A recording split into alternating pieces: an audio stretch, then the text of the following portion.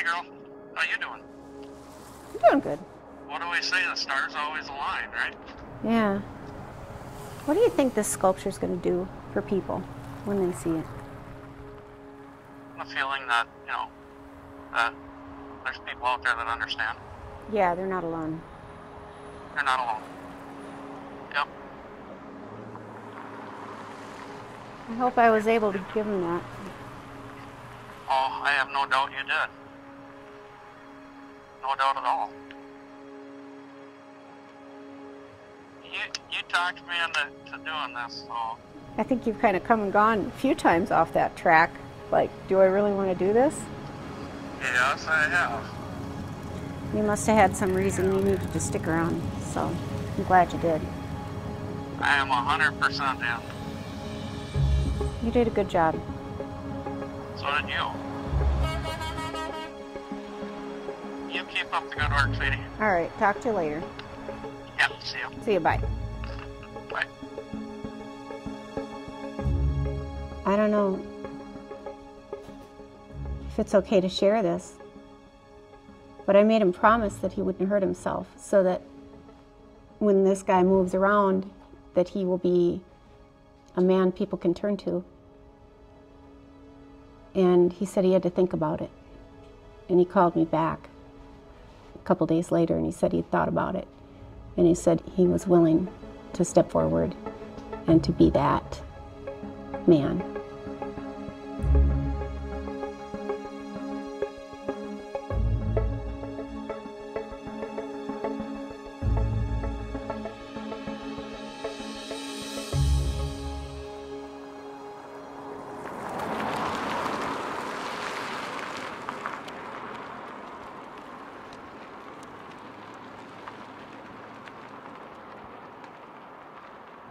I don't know if it will feel really familiar to many veterans. I hope so that they know that they're not alone.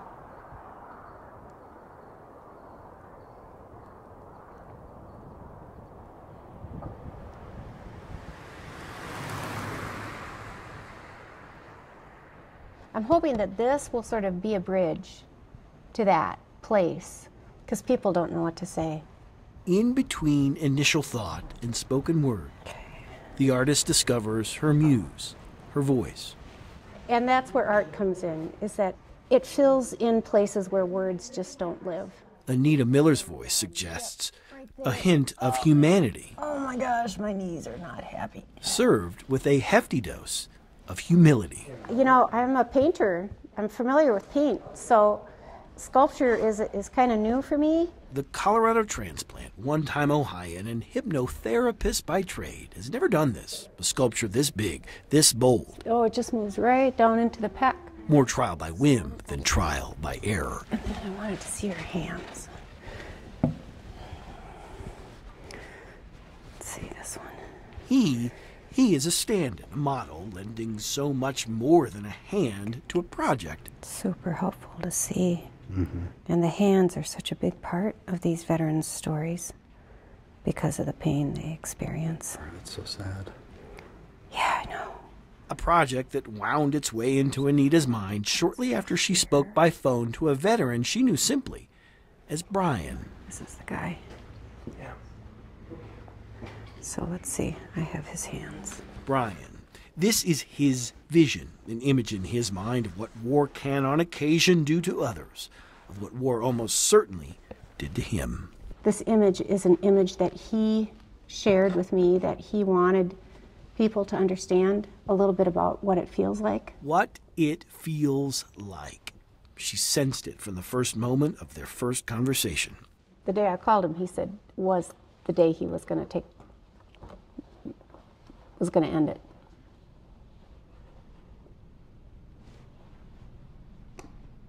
He said, huh, well, isn't that odd that you would call me on this day?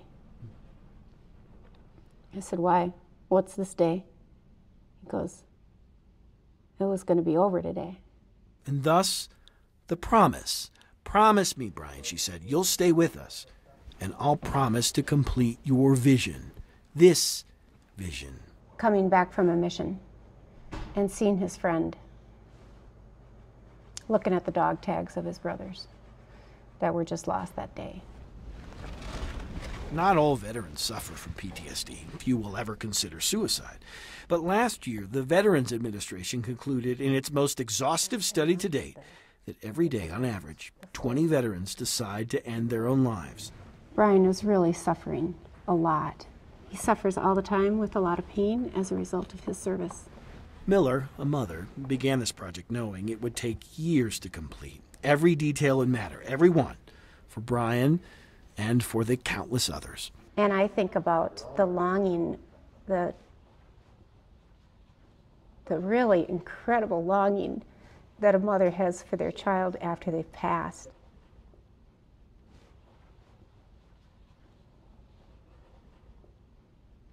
It's not something I can work on all day long every day. You know, I've got to take a break. A weight measured less in pounds and more in sheer volume. There's just no words sometimes for the pain. There's like nothing to say sometimes. So maybe this will speak. Where words fail, for Anita, it just might feel like an artistic case of deja vu.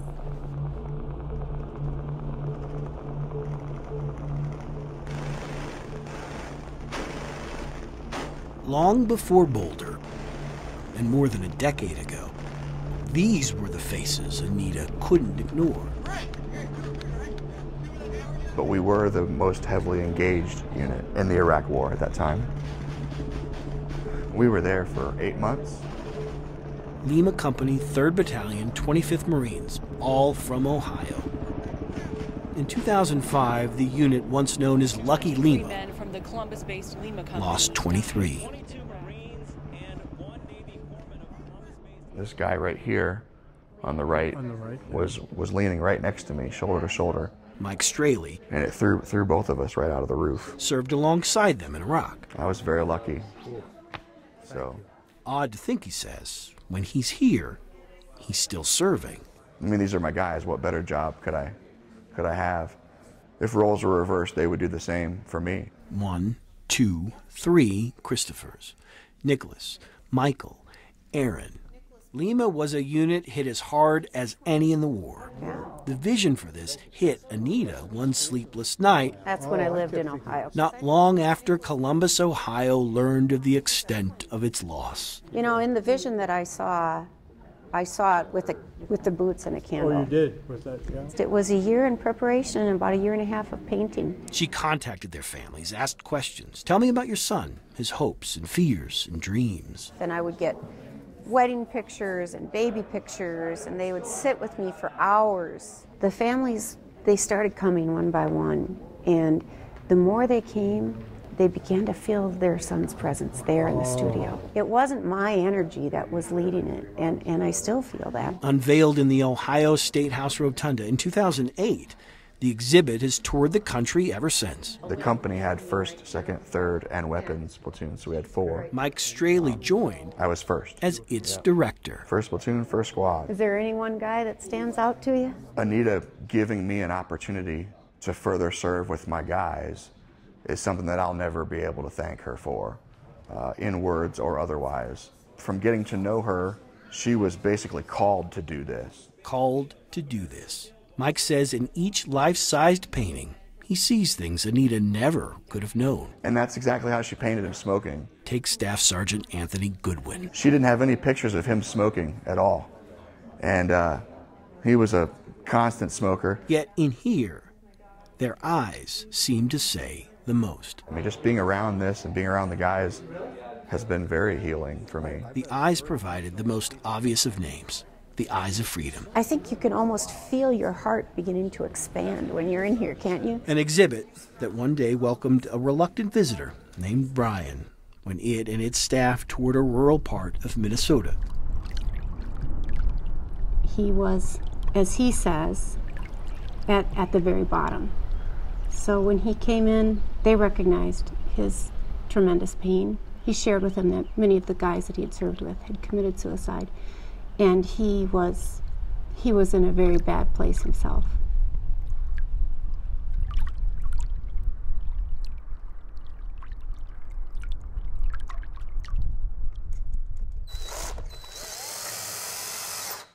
almost like there's a poison inside of you that you cannot get rid of.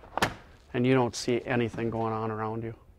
You get very, very narrow vision.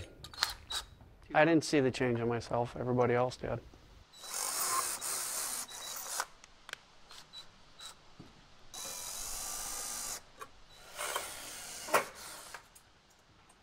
You realize that you're not the person you want to be or the person that you are. And you let yourself down and those around you. Brian Zimmerman served decades ago in a war that gets little attention these days. It was a mess. 1991, Operation Desert Storm, the road out of Kuwait and into Iraq, a road some call It was a battle. the highway of death, a lopsided and violent victory for the U.S. military. We took thousands and thousands of prisoners. There were so many of them that we just kept going and leaving them behind us. No.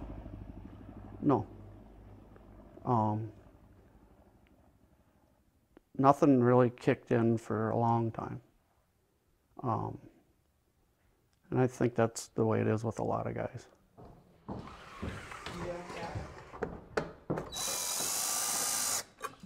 It's been a slow creep through all the years, but it really started to progress, I would say, about 5 years ago. Brian, the owner of a family-run window blinds company, noticed it first in some of his fellow veterans, then reluctantly in himself. I still lose sleep every night. I still have horrible dreams, but I'm dealing with them different now. The day he walked into the Eyes of Freedom, Mike Straley, the exhibit's director, saw pain You struggle. in the eyes of Brian. When I walked in there, I wanted to run out, and I turned around to walk out, and Mike was standing behind me. And he gave me a big hug, and he said, "Just take it all in, brother." And he didn't know me at all, but he could tell from the look on my face what I was feeling. This might be easier for people that have more experience. If old habits are hard to break, old painting aprons are just as hard to wash. It's the only one. It was an old tablecloth, and I sewed it. Now I'm attached to it. A link between Eyes of Freedom, the old exhibit, and what she hopes will become the new. I feel like I'm sort of getting to know him. Although he's powerful and a strong man, his spirit is just so heavy. A physical recreation of their initial conversation that came at the urging of her exhibit staff. So I called him, and he shared a lot about his own story and about the pain that, not only the physical pain, but the emotional pain of losing his friends and watching his friends die from suicide, not from combat, but from combat-related stress. He said he felt that this pose would help his fellow veterans to know that they're not alone. So Brian is the inspiration. This is his story.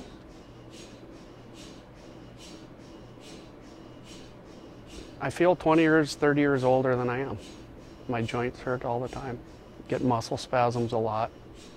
And then we'll go up this way. There's lots of inflammation in the body. And there's some days I can't even hardly get out of bed. I got to roll out of bed. So they're just trying to figure out what it is. Just multiple points in the body with swelling and pain and stiffness. Sometimes he's unable to sleep due to the pain. So the search seems to always be continuing. Brian Engdahl studies the brains of Desert Storm veterans for a living.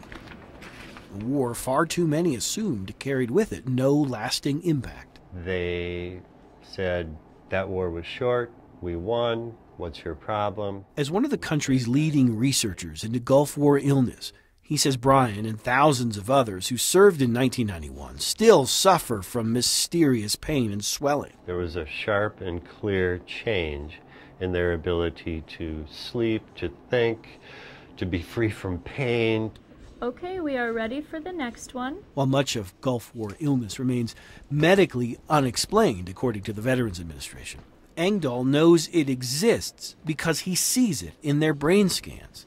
And in people like Brian, he senses it in their thoughts. The thought of self-harm, the thought of suicide is very real. When you're in pain every day, you can't get away from the war. You think about it every time you're in pain. What happened to us over there? Why are we like this? And so you relive the war every single day that you're in pain, and we're in pain every day.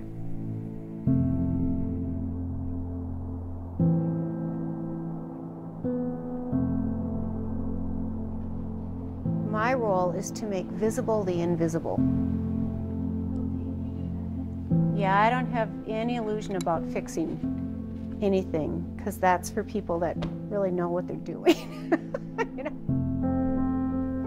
Promises made mean little without promises kept.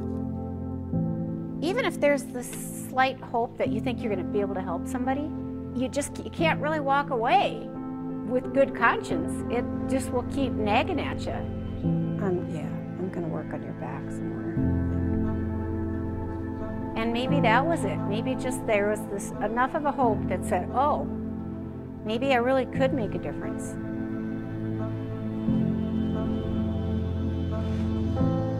I'd like to think that somebody else would come along, and I guess that's always the hope, right? Well, if I don't do it, somebody will do it. But you can't say that all your life. At some point in time, you have to be the one that does it, I think.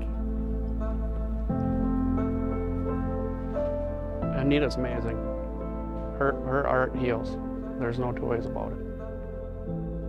It's a blessing and an honor that Anita asked me to do this, but it's also very scary. I don't want to lose anybody else. I'm tired of it. Tired of hearing the next one down. I just knew how bad I felt inside. And that's all changed. And I can get the conversation started. You know, we can put this out there and I can get the conversation started. Hold the door open for that to happen. And then I think the part that I understand now much more is that I have to then let go and let it be. It is a sculpture. I could work on this the rest of my life and never think it's done. A sculpture Brian has yet to see. Yeah, I'm kind of nervous.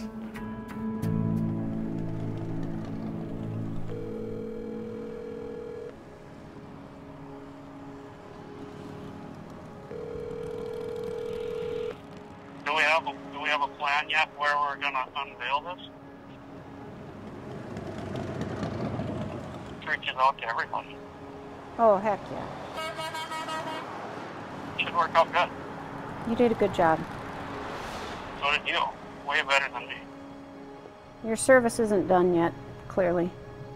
You must have had some reason you needed to stick around, so I'm glad you did.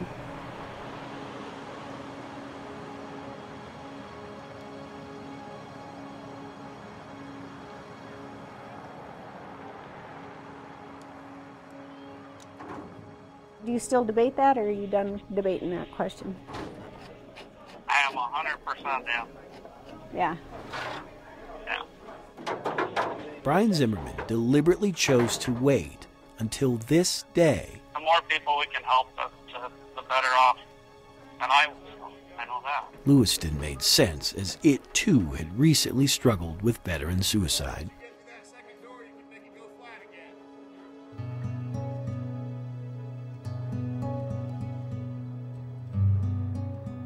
Lewiston's an overgrown small town. There's a strong patriotism, a lot of military honor. It was 9/11. We turned the TV on when we saw the plane hit the second tower. And he went to school, but before he left, he said, I'm going in the military so people don't drive planes into our buildings. 6th grade. 6th grade. He knew that there was a power behind being a soldier, He wanted it because he knew in his heart that's what he had to do. That's what he wanted to do, and that's what he's always wanted to do. Ian Curtis. That's him right there. Served his country in both Iraq and Afghanistan, primarily on howitzer duty. He returned removed. His family saw it. His mom saw it. He was jumpy. He was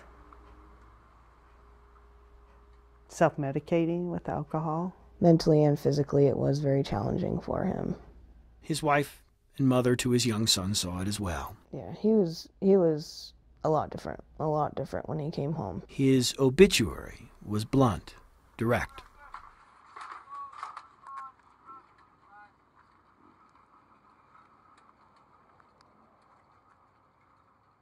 That was important to me, to let's be real about this, people. Let's just be real. This is suicide. This has to do with what happens to our young men and women in some really awful situations. Being in the home when it happened, having flashbacks and stuff that I have all the time, bad dreams. It's not easy, but I just got to learn to cope with it because I have a son that can't see me like that. It's time that we all step up and start helping each other, because if we don't do it, nobody else is going to do it. Every week, I'm talking probably at least once, twice a day with veterans that I don't know. I feel like I need to help them. I've been in their shoes. The low points are when you don't want to live anymore and everybody around you knows it, but nobody wants to think it. For Brian, there's just one more thing to do. I have no idea what to expect. His is an evolution. It's almost as if it's the evolution of healing. An evolution that started 2 years ago, with Brian unwilling to even discuss just how far he had fallen. No. I don't want to talk about that. Has now turned into the start of a conversation. And I was in a hole that I could not climb out of. And now I feel like I've climbed out of it. He said, because the first step in healing is knowing that you're not alone.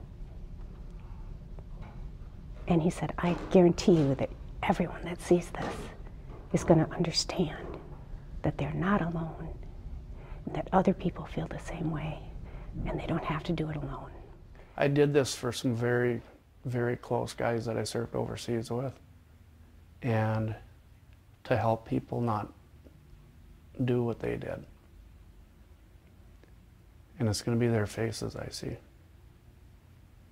So yeah, it's going to be emotional. I'd come right up in front. You see him right in the face. This isn't just about me, it's about everybody that's suffering from it. You pull it. You pull it off. I'm waiting for this brother. I know. Wow.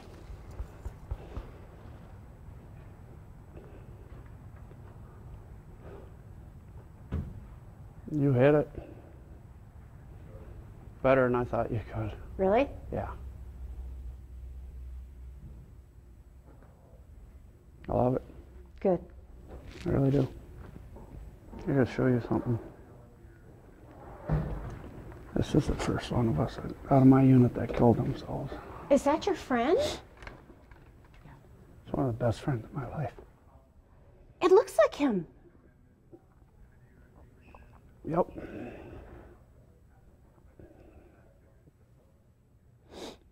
It looks like his... Yeah.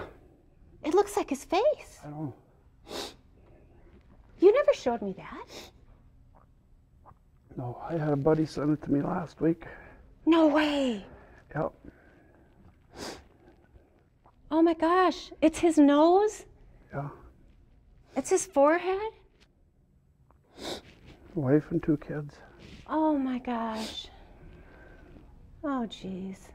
Anita sculpted this, knowing different people would see different things. She's never seen that picture before. Not many people have. Brian's friend. A picture so personal, he wouldn't even show it to us. Families will be able to come to it. It'll be a good thing for everybody. So, it's not a pleasant conversation, but we're there. Let's get the conversation rolling. A 2-year journey. It takes great courage to open one's heart. He was willing to share with me enough of his story so that I could translate what he did and what he felt and what he feels every day into something physical. So to me, he is the greatest model of strength and of courage, because to stand with an open heart and share is, to me, the most courageous thing that can be done. Where this goes from now, no one knows. This physical interpretation of a feeling, a thought. It's like a receiving line. Oh. Everybody's coming up to touch it. But what started with that phone call and a promise now promises something else. And you have to talk about it, because if you internalize it, it destroys you. It absolutely destroys you. We already know. Yeah? It's saved at least one life. You could say that. And Brian now knows. My son lost a silent battle, and I want to thank you for your service. Now knows it has the potential to do so much more. And I'm glad your mom has you. I'm sorry. No, it is a peace. Thanks to people like the mother of Ian Michael Curtis. I'm sorry for your loss. I appreciate your bravery. This is a big deal. It's not bravery, it's just somebody had to step up and do it. Stepping up. When Anita talked, she said something about come up. And it's a magnet, and energize it. And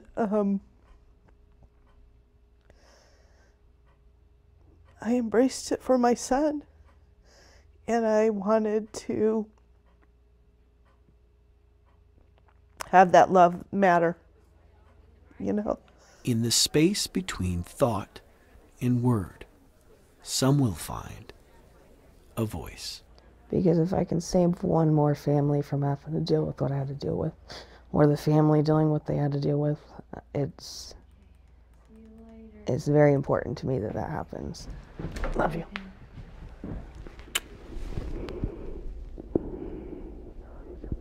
I love you too. You were strong. I tried. Don't let it stir up too much, okay? Deep breaths.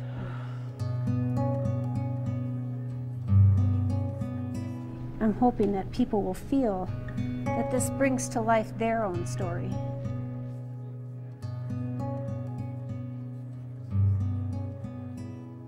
Everybody knows there's something going on, but don't know what it is. And it's easier to ignore it than to face it. It's all not for nothing, you know. Let this matter and take it forward.